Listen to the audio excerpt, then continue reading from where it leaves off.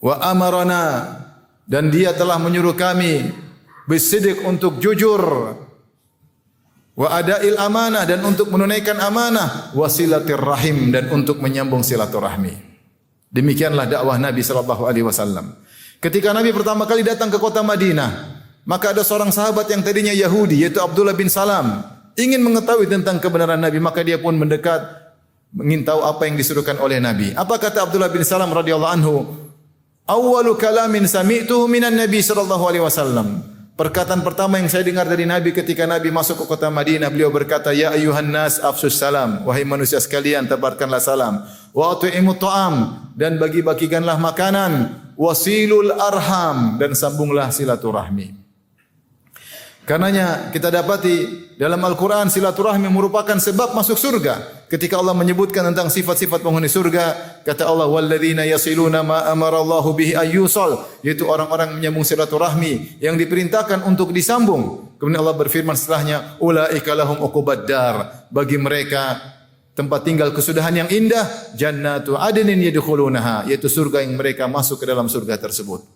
Oleh karenanya, di antara sebab utama surga adalah menyambung silaturahmi.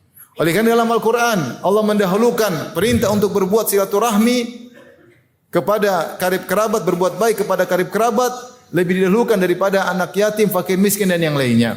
Allah berfirman, wa'budullaha wa la tusyriku bihi syai'a wa bil walidaini ihsana wa bidzil qurba wal yatama wal masakin wal jaril dzil qurba wal jaril junubi wa sahibi bil jambi wa binis sabili wa ma malakat aymanukum.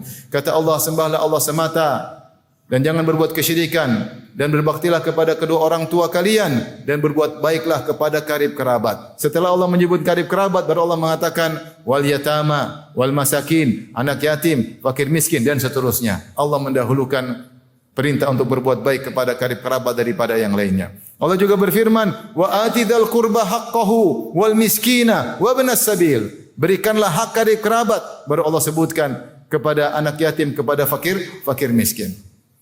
Kenapa? Karena seorang ketika menyambung silaturahmi, berbuat baik kepada kerabat, dia mendapatkan dua pahala, yaitu pahala berbuat baik dan pahala menyambung silaturahmi. Tidak seperti sebagian orang yang mendahulukan berbuat baik kepada orang jauh, sementara karib kerabatnya mereka lupakan.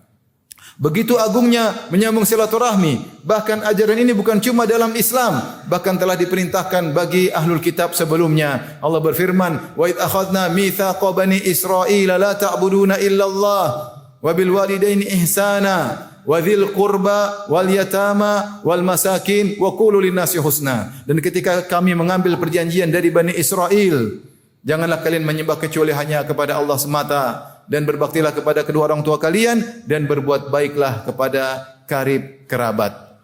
Kemudian berbuat baiklah kepada anak-anak yatim dan kepada fakir miskin, dan ucapkanlah kata-kata baik kepada manusia. Perhatikan, ternyata perintah silaturahmi bukan hanya bagi umat Islam, bahkan umat-umat terdahulu.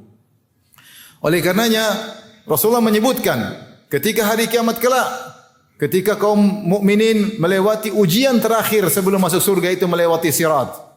Apa kata Nabi sallallahu alaihi wasallam? Fatursalu al-amanah war-rahim fatakumani jambatai sirat yaminan wa shimalan.